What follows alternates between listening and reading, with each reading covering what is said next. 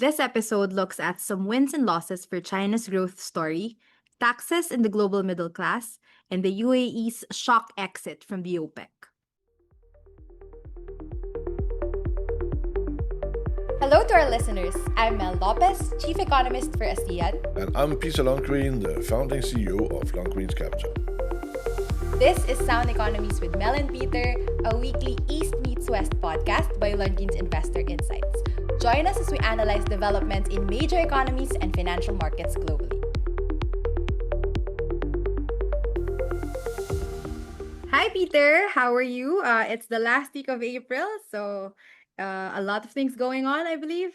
Oh yeah, busy, very busy here. Basically, it's good, but even spring has come to Copenhagen, and it looks like there's waiting a sunshine weekend when we move into that in let's say another day or two. So everything is fantastic. That's great. How are you? Tell me, how are we doing? Well, we are at the peak of summer in Manila. Not that we have all four seasons here, but we are getting the hottest of days and even the nights. And that is actually matching what we're doing right now in the company. So a lot of moving parts.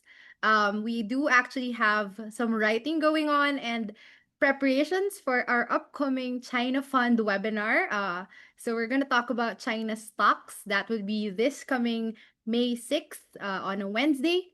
So we'd like to invite our subscribers and our listeners to join us in this discussion as well. That would be, I believe, 3 o'clock Denmark time, 9 in the evening Manila time, and then we can also say 9 a.m. in New York time. So details of our webinar are available on the Lundgren's Invest website. We actually do have some China topics for today.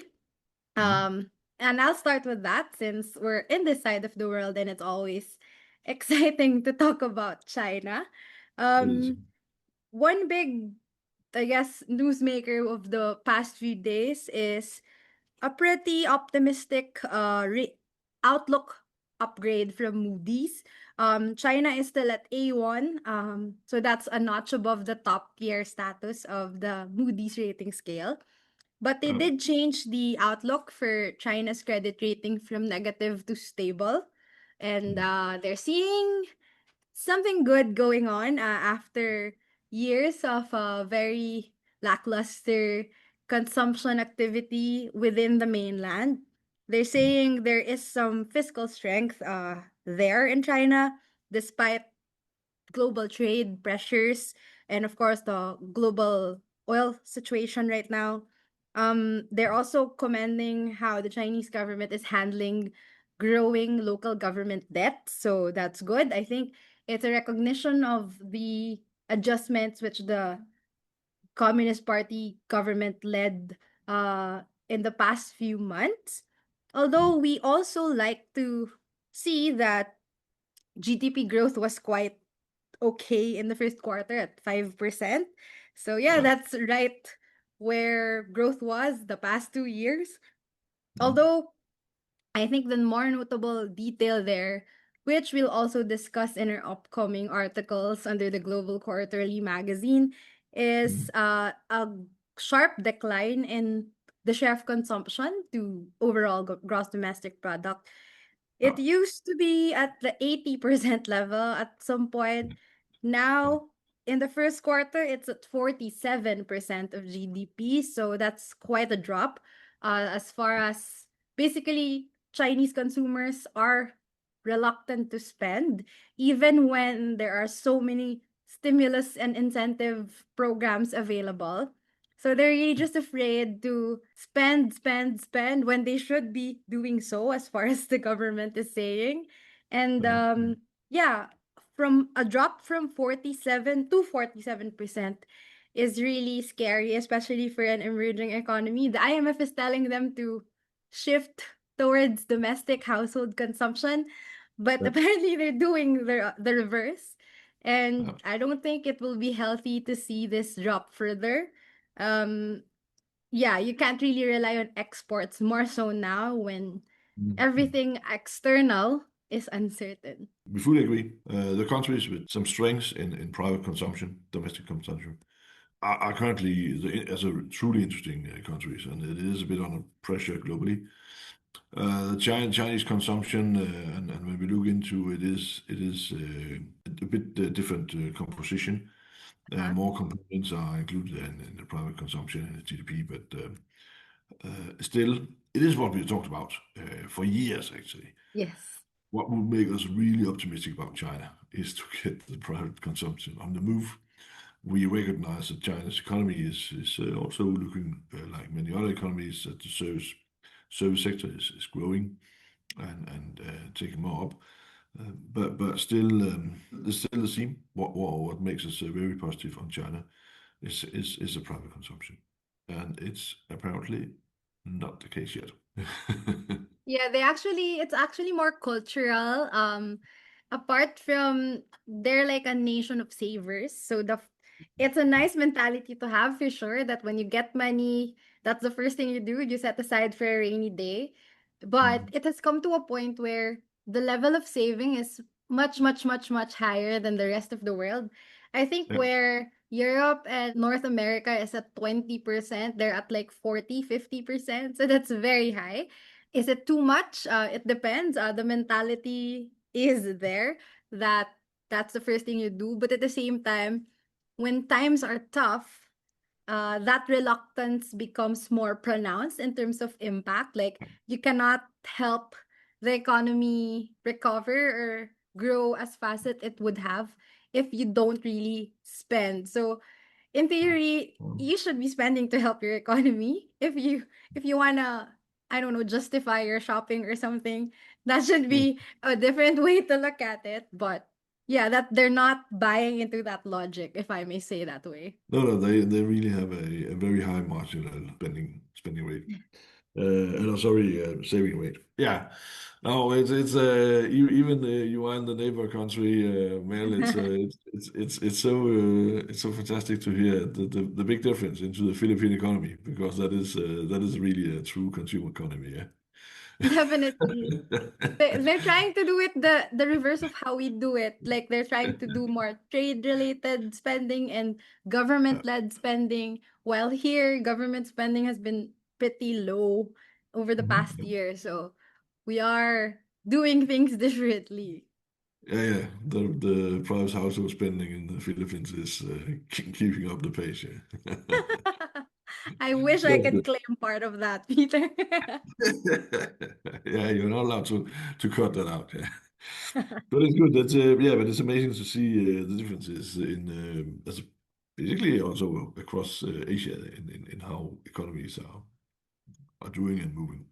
Mhm. Anyway, it's very interesting. Yes, Peter. So actually, moving towards a more, larger perspective would be this is a continuation of what we've discussed, I think, the last episode and the few more before that. Uh, we always talk about the middle class, the shifts and in the composition and the size of the global middle class, which has only been exacerbated by recent events, mainly the oil price and supply crisis, and how do we see it moving again? I allow myself also to take off in an article from the coming Global Quarterly magazine about what we've touched base on a couple of times. One of the mega trends that we spent time on is, of course, the global as a development in the global middle class. That's nothing new. We've done that for years, and it's nothing new that the global middle class is growing when we're looking in terms of households or people. Mm-hmm. Uh, that is not a forecast that will surprise anybody. But the thing is, we are trying to look into say, okay, is there any increase in the speed? What happens? And as we are talking about, it is a true mega trend. It's a giant trend. So Mm-hmm. it's not there's new data every day to study. Some of the data, so the data points are maybe a couple of years back or come like once a year. So Yes. we need to add a bit of our own short-term observations and views Mm-hmm. when we have this conversation. And why is it so important? Because it now really starts to show an effect And this effect will, for the investors who are taking a bit strategic view on how they allocate their investments, this is an increasing important development. And we are a bit surprised about how we think that this development, and it's a global development, is actually speeding up. And it is well known that if we now we took the example of again China and Mm-hmm. spent and talk China.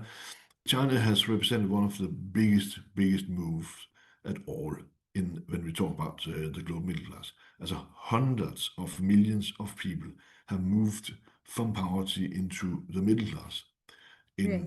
in China. And that has happened over the past decades since China opened its economy. Now, in this article, we take two other, what we will say, outer points to show a bit, two examples, but it's also spans, this story spans over billions of people. We are using a voice call center job as base because a voice call center job is available anywhere in the world. There are voice call centers anywhere, uh, and they all, so people who are entering this job, they have whatever pre-qualifications, but as it's actually a new job for them. They speak a domestic language typically, or they speak a foreign language that is a desk project in this country, whatever.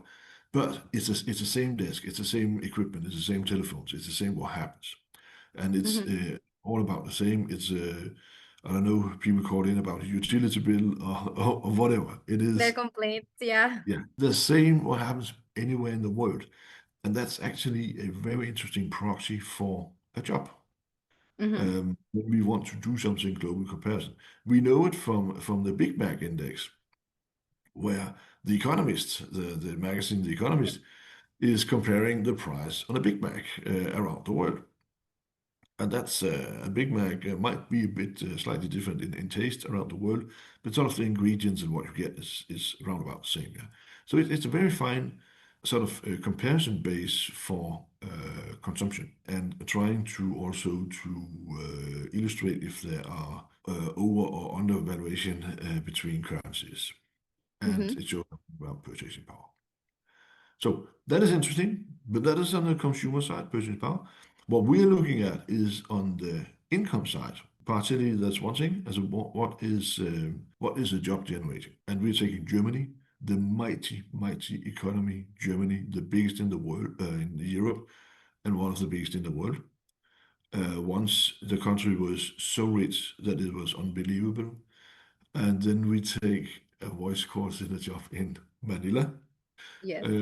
where we are also represented, so that we know a bit about, yes, of course. And we're fully aware that there are big differences from Manila to the countryside, the province side in the Philippines.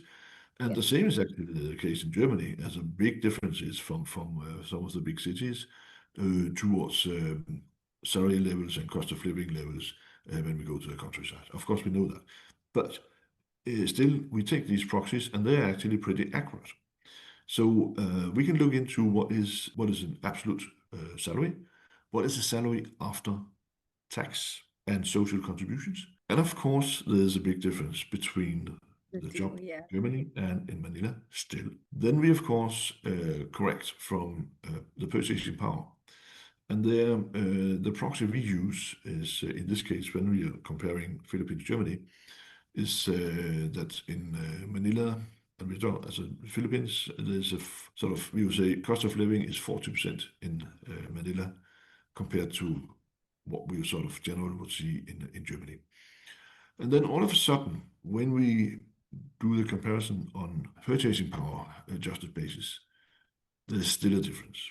But we Mm-hmm. talk about outer points because Germany, the very rich country, and the Philippines, that among emerging countries, has a pretty low absolute salary level. So there are many emerging countries that are where the salaries and the purchase, as what you have net after tax, is much higher than in the Philippines.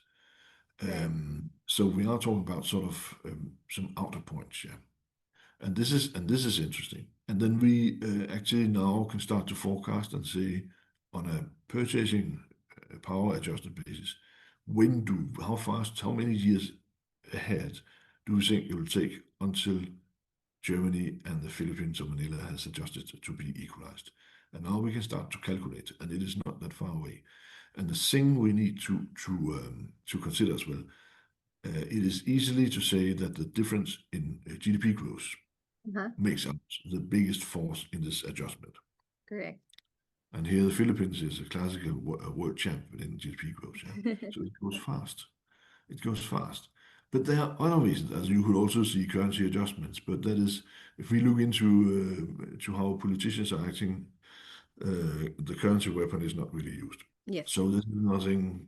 It would only be the inflation difference, and that is also have sort of closed in during the past years. But there's another area where there is reason to the middle classes in different countries move towards each other. That is personal taxation. Now, personal taxation is something many and particular politicians think it is a domestic issue. It is an issue between the politician, the government, and the voters. And it surely is, but it's not alone. And there we had some, I think, 14 days old news and updates from the OECD. And that includes 20 numbers from last year, 25. And it shows that in the OECD countries, the past 5 years, the taxation rate, when we're talking about personal tax and social contributions, is growing, is rising again. And it is rising enough to say it is measurable. Or it's a 1.5 percentage point around that level. And it's more outspoken in the old economies in the OECD organization. We should remember there are some younger members. They are actually Uh-huh. from Latin America. Yeah, it's Costa Rica, Chile. But in the old economies, the taxation is rising. And in the old economies, a majority of people, or the most people, complaining about cost of living, higher food Yes. prices, higher everything. And what puzzles us, also just 3 or 6 months ago, we didn't hear the same complaints from the middle market countries. It was not sort of an issue, and that is interesting. So we're seeing another squeeze in the old economy middle classes. So to push the current middle class in old economies lower in terms of net revenue after tax, that also increases the speed of getting the global middle class adjusted to one equal group. Yeah. Right. So it's not just differences in growth, but higher taxations, meaning something. And taxes, very often, personal taxes, very often something we think about, okay, could I just live in a country with lower tax? Yeah. And that is a typical consideration, at least in the old economies. But when we look into the taxation, in the article, look a bit at the taxations in different countries, there is another thing of how to get the economies moving forward again, as a how to get the middle class not out of the middle class, but at least to explore a better living standards or have a better disposable income. It shows the taxation level, of course, shows something about the countries as the fiscal budget's dependence on taxation of personal income. Um, and there are some countries. We take Philippines. Yeah. There is for the middle class, the taxation is 0%, up to 250,000 pesos per year. That is a 0% personal income tax. And that actually represents sort of the typical start in the Yeah. West. Then we're back to the voice call center. And let's take China again. China has, if you look into their budget, they have income tax in China, yes. But actually, if you look on the how much it makes up in the total budget for the Chinese economy, it is it's not a lot. So China still has the opportunity to say we actually remove personal taxation, Uh-huh. or to some extent, to make, and that is to assure that the middle class still feels some upwards and upside momentum in their standard, as a sort of in the living, Yes. sort of whatever standard of living they have, they can move further upwards. Where we see in the old economies, there's a pressure downwards, and there Yes. are no There are no solutions. We do allow ourselves again, once more, also to refer to this week's political discussions in Germany about what are the plans, and they are non-existent. Once more, we can conclude on all what we see from negotiations in the German government. So there's a lot of things happening there, and what is surprising us is the speed of how we argue that the different middle classes in different countries are meeting each other at a higher speed than we expected. And when we see the current, again, sort of oil price crisis we have right now, in a country with 0% growth, also take UK, it is very difficult to absorb that for private households. And it's very difficult for the economies to bounce back because they are in a 0% growth situation. So it's so difficult to bounce back to what? It more sort of stays a bit under pressure. Whereas if you have an economy that is growing 2.5%, 5%, whatever, um, the oil price also leads to a setback. But there is enough momentum to Yes. absorb and move on and get the whole repaired. And these kind of setbacks increases the speed of getting the complete and totalized global sort of middle class, also in absolute terms, and it's wild. It's a Mm-hmm. wild, and it means that the consumption will equalize as well as what is consumed by as a products and everything across the world. It is simply going into one standard. What we have seen so far for decades and more than decades is that a middle class in Europe would consume completely different than a middle class in Asia. These two consumption patterns are simply equalizing as well. It means that some global companies will be extreme global companies, as not only in tech but also in consumption, as a consumer products, whatever. This is what happens, and it will happen faster than we believe. And this is actually the conclusion. So this is the contribution. It will be available, yeah. And we just argue it means so much for the strategic thinking in the portfolios, investment portfolios. Mm-hmm. Good. That's basically the story, so to say.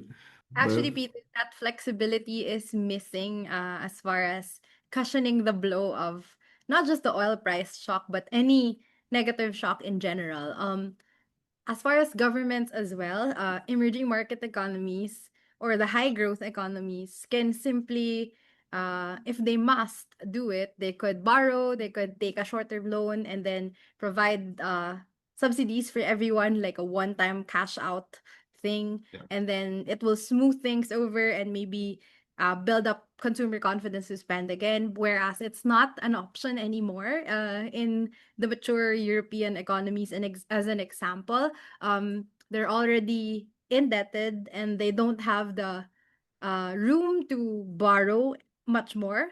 And then you can't really raise taxes anymore because it's already like 40-50% of people's Yeah. incomes. That would be inviting unrest already. And they've already enjoyed so much benefits that, well, at least for an emerging market economy like the Philippines, we're so jealous about the benefits given to, like, say, Germans or the French or the Yeah. Scandinavians, but you can't take that back anymore. That's the consequence of it, that you have to be able to sustain it. Otherwise, it's also inviting more civil unrest, and that's not Mm. good for anybody anymore. Certainly, and you could say a price for part of the package in the old economies I refer to is, as you say, maybe a higher social security network. Mm-hmm. Of course, some, as I would say now, we're just looking at the economies, investment opportunities. Some countries are democracies, some are non-democracies, one-party systems, whatever.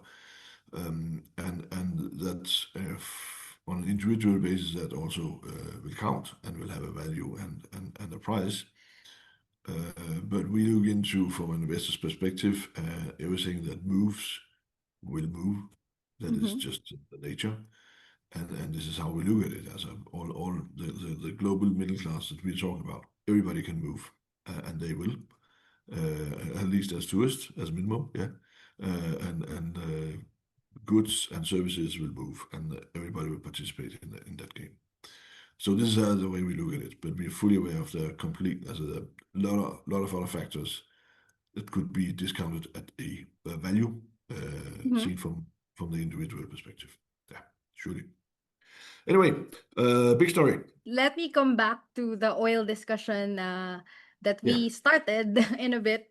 And actually, one of the bigger news headlines that we had this week was the shock decision of the United Arab Emirates to leave the OPEC. So, as we know, it's these major oil producing countries that collectively decide on volumes that they produce, and therefore the price, in a way, it's their price setters. We the rest of the world are price takers. And now the UAE is saying, oh, we're leaving by Friday. We don't want to be subject to the rules. Mostly, I guess the conversation is mostly led by Saudi Arabia as the largest producer, and now they want to take their own path. They want to produce at the level that they want. Um, and as a result, it will eventually, although not in the near term, they will eventually bring global oil prices lower. So I guess it's an exciting piece of news for sure for market watchers, but not a big impact anytime soon, because as the Strait of Hormuz remains debatedly heated and closed,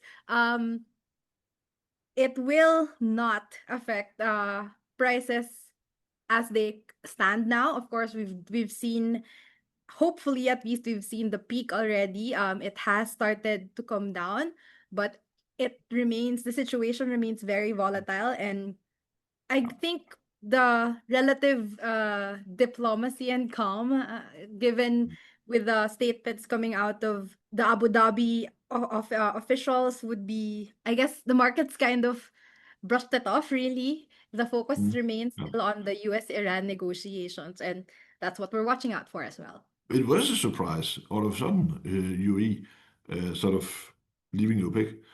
It could more lead to more oil supply. That's what we would Hmm. say.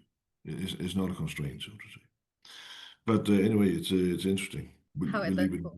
yeah, we'll even more leave it. So yeah. On the oil, it stays as you say. Focus is on the negotiations between U.S. and Iran. That basically the headlines there decides the daily moves in the oil price. Good. Mel, how are we on the weekly global sunshine outlook? Where are we? What do we think? We do still see some more clouds in the horizon. The oil story has been the largest cloud, the darkest cloud currently in the near term. But of course, we remain watchful about that. But still, we see pockets of sunshine ahead. Robust growth in emerging economies always do provide some optimism of, better prospects. But as far as the mature economies are concerned, we remain cautious, of course, especially when we see that there's little room for flexibility in responding to these global shocks. We still see volatility remaining elevated in the next couple of weeks or months, Peter. Yeah, we still see an overweight globally also on opportunities in different ways. We are considering the whole rate environment and how to approach the fixed income as a class. As mentioned earlier, the easy way is to say, okay, we go for a shorter duration, but we actually still like credit risk in general, in particular in markets, credit risk. So it's not a big thing. Yeah, so that is the outlook. We understand all the near term volatility. Risks, and it's also what we expect going forward. That is higher volatility, regardless of what happens between US and Iran. That's another story. It has something to do with the global economy and interest rates. Anyway, but we still see the good thing in the world and also for investors. So that's probably the outlook still. Thank you, Peter, for sharing your insights with us, and thank you to our listeners. Yeah, thank you for a good session.